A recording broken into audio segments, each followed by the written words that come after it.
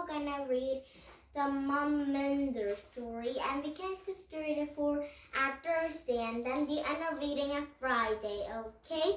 And now, are you ready to read this one book and a lot of stories to read? And now, here we go. And first, we can read the Mom Minder story, Thursday, and the end of reading on Friday. Us girls didn't really stick together today, but it didn't matter. We still had a lot of fun, and Mom had another day in bed. She said if only she didn't feel ill, it would be a bacillus. Vincent's mom looked as if she was a girl going at Jack Turtle. She came to collect us all with Vincent's dad. He was tall and twinkly. As soon as she spotted him, Sarah tried her dad trick. It didn't work this time. My dad, said Vincent firmly, and when Sarah tried to curl up Vincent's dad smartly suited trouser leg, Vincent gave a shove so that she sat down with a dump. I don't think it hurt because her bottom is well padded with nappy, but she yelled a lot. Vincent's dad just trot, but Vincent's mom was horrified and told Vincent that was very naughty, unkind little boy, and he mustn't push little girls over. Vincent screwed off his face and looked as if he liked to push his big mommy over. We all went to the railway station to catch the train to London. Vincent's mom and Vincent's dad and Vincent's and grandma and Sliv and Sarah and me. We had the double buggy, and we started off with Vincent and Slip scrabbled in, and Grandma holding Vincent's mom's hand, and me carrying Sarah. Vincent's dad didn't seem too keen to hold or carry anyone, so he just pushed the buggy. And Sarah was very annoyed about this. It's our buggy, and she decided she ought to be sitting on it. Vincent started struggling to get out of the buggy. Once we got on our platform, so Vincent's mom pocketed him out and popped Sarah in his place. This wasn't as sensible as it seemed, and Vincent shot off like a rocket off from a platform to look for trains, and Vincent's dad folded him nimbly, but then handed him over firmly to Vincent's mom. She tried taking Slip out of a buggy this time and strapped Vincent back in beside Sarah, and Vincent yelled furiously and kicked it out, trying to escape. He kicked Sarah by accident, and she screamed, and baby Slip cried too, just to be comfortable. And Vincent's dad moved a few places away to get out his newspaper. Aren't the babies being naughty? Said Grandma, squeezing Vincent's mom's hand, and Vincent's mom looked as if she were about to cry too. I can't have them creating this sort of a chaos in my office, she said accidentally. Don't worry. There were ever so good at police station yesterday, I said, trying to reassure her. Well, I don't know what on earth you're up to, but my Vincent came up obviously fully, and he left the most terrible finger marks all over his screen, obviously. Vincent, all over my cream, obviously. Vincent, will you stop that silly screaming, and you, Sarah, and she always like this Sadie, and why does the baby screeching her head off? And she held up Sliv as if he was sticking out Tom. Can you stop making such a noise? And Benson's dad muttered from behind his newspaper. Honestly, what do all expect me to do? Said Benson's mom crossly. Babies don't have a volume control, you know. He likes if you jiggle him about a bit, I said helpfully. And Benson's mom jiggled Sliv. Perhaps she jiggled him a jot too much. He was sick all down his front, and he was sick down quite a lot of Benson's mom front too. Oh no, said Benson's mom, dribbling at a damp bits of a tissue. Pooh, it smells now, said Gamma, and Sliv raised up his crying, obviously instrued.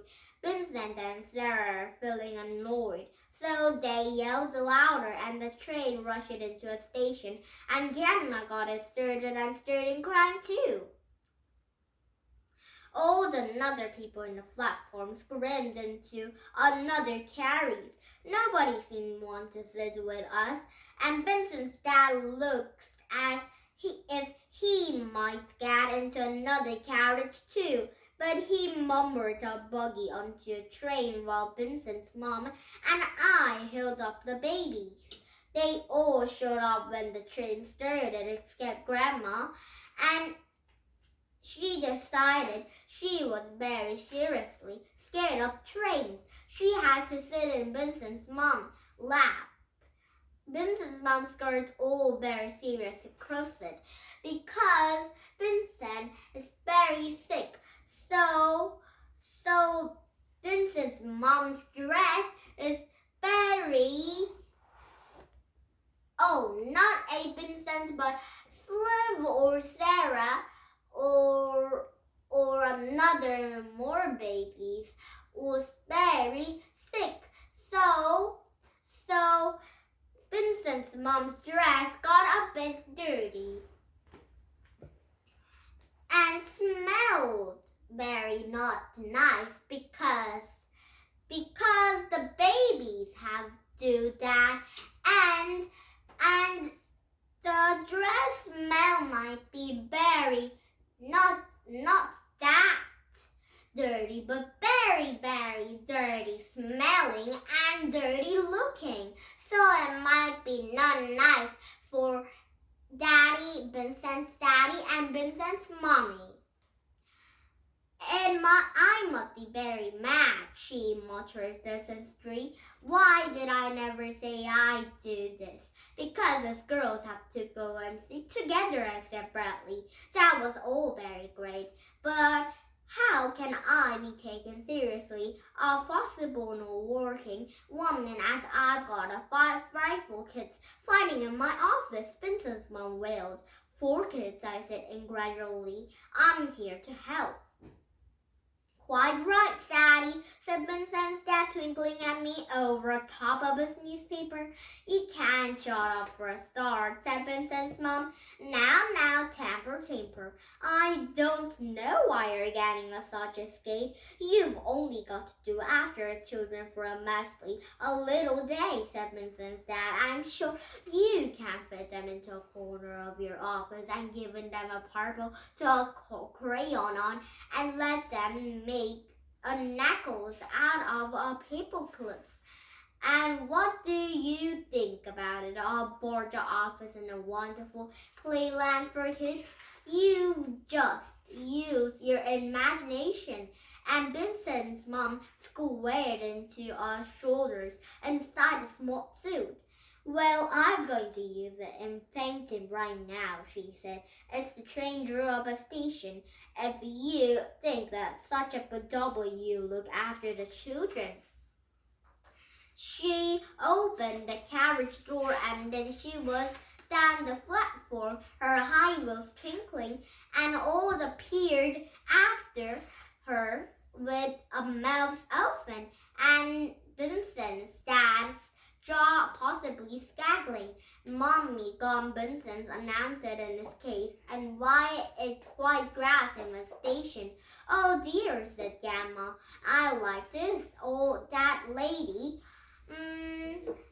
I don't like her at all, said Vincent's dad. I can't believe this. How can she do this to me? Maybe she'll be back in a minute, I said helpfully. And maybe she was just giving you a little fright. She was sousing too, and Vincent's dad had gone pale and lost his twinkle.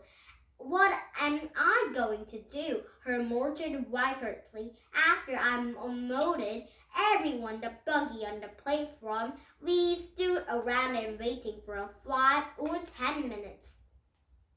It was getting obvious then Vincent's mom had really scrupled. Well, have our your office, I said, and we'll live in the corner like you said. And we have just a crayon and I just make them into perfect cliff necklaces and it will be in a playland. Playland, I want to go to a playland, said Gemma. Oh, the kids love a playland because there's a lot of things to play.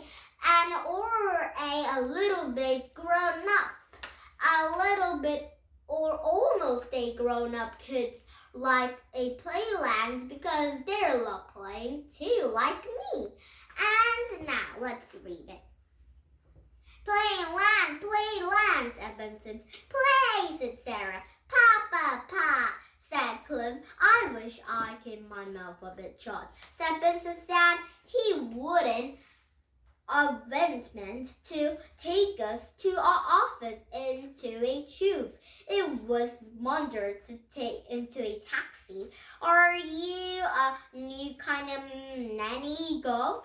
Said taxi driver. Certainly not, said Vincent's dad, struggling into control over dad while our Sarah tore his newspaper into strips and bags of yelled because he didn't know what he was going, and Gemma sat down up straight into a window and good as God. Is playland nice, Daddy? Said Gemma. Yes, I hope so, I said. And Vincent's dad worked in a great glass building off into a right at a glass building, and his office was right at the top, so we have just to go in a big lift. It was last and we have held out our tummies and stick into our air to our tip, and even Slip stopped at a squircling hesitant toastment. Not sure of whether like the scene a central or not, and Vincent's dad worked out a big room with huge windows. They're not open easily, do they? I said. I'm very responsible about that. Tried selfly, and Vincent's dad didn't seem to appreciate this at all. If there is open, I think I like to draw myself out, he said, and look at them. Gemma and Vincent and Sarah and Slip blackly made themselves at home. They have taken Vincent's dad at home, and they'd taken Vincent's dad and at his word, and it's really like this playland, and Gamma had recognized the computer and desk with us traveling happy and happily at the buttons. And Vincent had found a fat tip pan was decorating by a flood of official papers with a yellow scribe, and Sarah had overturned a big pot and Plan was making a mud pile on the cake. And Slip was lying on the back exercising his legs and was still too little to play properly, and Vincent started grown and called a February for his gratuity. I'm prepared to pay a double rate today, Karen, so long as you take this dreadful children off my hands, he said weakly. And Karen giggled as says your wife just sent us a fast to see children, you're right, and the children are fine. As you can see, I'm the one I'll be surfing, and I like a bag of coffee and 2 ice cream, please. I helped Karen round everyone up, and she took us to try to pull. And pull. Gamma had disappointed because she thought she'd be able to paddle in a new pool, but it soon picked it up when I saw a little purpose and climbed into a porpoise legs, playing on these lovely new machines. Oh, they're making a tip sides to make a great fuss of Benson's too. He wondered about them about just like his dad and sat them up on a desk with a pen and a memo and pad and stared him surf. So they found a special job for Sarah. And there was office paper struggling and writ on the blank, so Sarah down with all the new paper, and Sarah tore it onto a shirt. You can soon barely spot her under a gray mountain of gray paper. I peeled up with a tinley and I went around a huge building with her, and I gave a cup of tea from a trolley. I could eat as many buns and biscuits as I wanted. I took Sliv with me, and whenever I got restless, I just sat with him into a lift and took from a quick tulip with off to a top and back. And when we finished a tea round with a Tedley, took off a sliver over a bit, and I lay in the top of the Emperor tea trolley, kicked it off from my feet, and I was whistling around corner. And it was better than the biggest skateboard. Oh, I think Sadie is having fun with babies, and it's like a trolley, a food trolley, taking a food onto the trolley. So let's take a trolley like that and take into a baby, then babies can eat too. And let's like a cart, of course. And where are we starting now?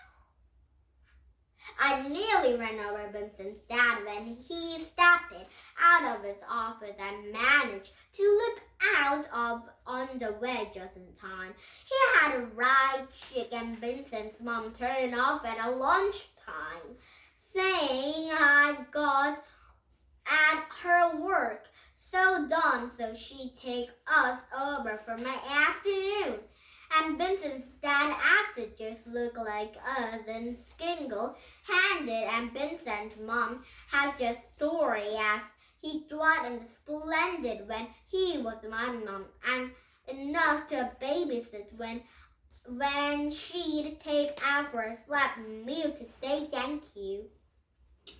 And Benson's mom took Vincent and Gemma and Slip and Sarah make a McDonald's for our lunch, which was great, and then she took a proper playground. Vincent's mom sat on a bench and did some of her paperwork while I pushed everyone on swings, and then we all sat in a sandpit and made a sandcastle. Whenever anyone started crying, Vincent's mom bought ice creams from a nearby van. I ended up having a 3 or maybe it was 4 ice creams, even Sliv.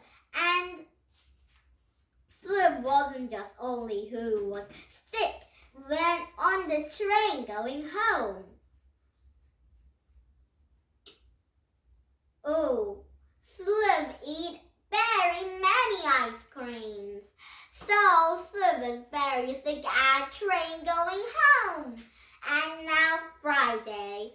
And tomorrow we started at Friday, and then I think we'll the end of reading Okay? And now, did it happen? US English country will be come back with some of these books, but not this story because it might be a new